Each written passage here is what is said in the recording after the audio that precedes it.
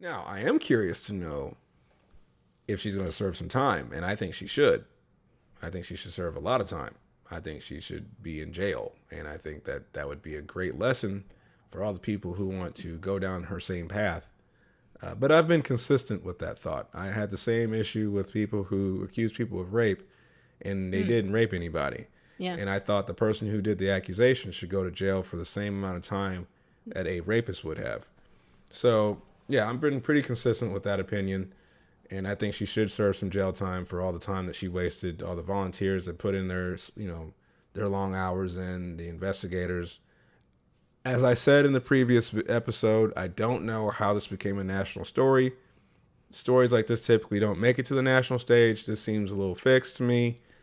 I don't know how it got this big, but it did. If it turned out to be fake, now you have a bunch of people on YouTube talking about how we don't want this to skew, other black women who actually have been abducted. And it's like, well, you have an issue with actual exposure. Like I said, I don't know how she got this exposure because most of the time you don't see those cases. So, I think before we start saying, oh, the next one's fake, you would probably need to get exposure to the next one. Yeah. That would be step one for me. Yeah. But yes, it is what it is. You have any final thoughts? She's a liar. I guess that is a final thought. Oh, final question though about her. Do you consider that a real apology through the lawyer? Oh, no. I don't know. That's not an apology. She is experiencing the moment in time where you had an idea to do something, right? Because you wanted sweet, delicious, unfiltered attention. Sweet, just like give me the attention, fully please. immersed attention, right? You just wanted it so bad. So you did this thing, right? And now you're starting to understand that not all attention is good intention, right? Now you're like, ooh, actually, there's some people out there who hate me now, right? I'm getting death threats. I got fired from my job, Consequences. Yeah, and now all of a sudden I'm starting to get this heat that I didn't actually want to feel. Because I've never actually gotten heat. Yeah, and so now there's an issue with this.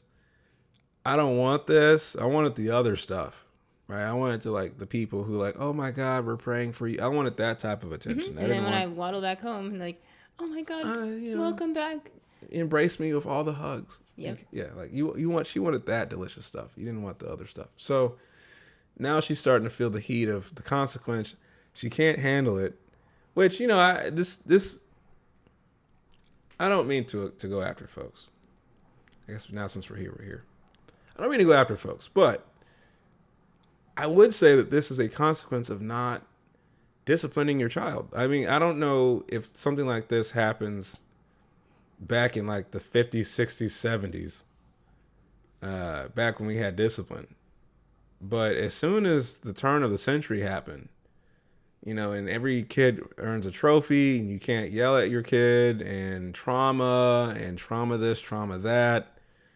And, it's okay. A slap on the wrist on stuff. People don't learn that consequences actually mean something. No one takes your word seriously. No one has respect for authority. We're in a situation now where kids are over here beating teachers up, sending teachers to the hospital. That wasn't a thing before.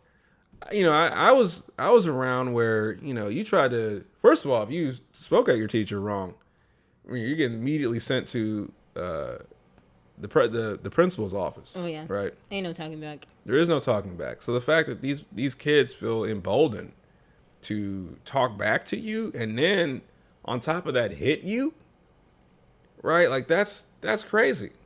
We're in a crazy time. Our kids and young adults are out of control, right? This no concept of what's acceptable behavior. And so this is the parents' fault. This is the fault of the folks who raised these people because we did not get on our job, and these kids have a really weird, warped idea of reality. And so, yeah, something like this makes sense, right? And she thinks that she's probably going to get away with this. Like, well, this was a mistake. And, what do those people say? We need to show compassion to her. Compassion and shade. compassion, and like what compassion? No, she needs a good old fashioned belt. Oh. That's what she needs. Not physically, No, I know what you mean. but a way for you to understand that this is not okay, Yeah, and for you to not do this again. And not just from the social media aspect. Like, her parents don't need to be telling her, oh, it's okay, it's all right.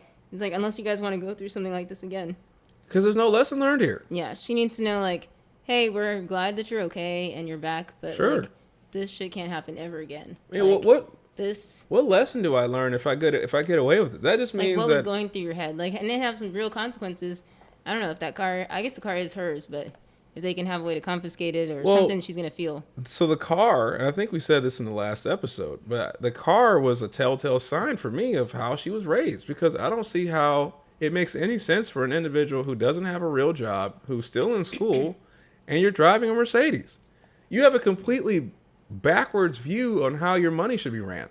You should be stacking and getting out of my house. Why are you buying a Mercedes? Clearly, you have things messed up. Yeah.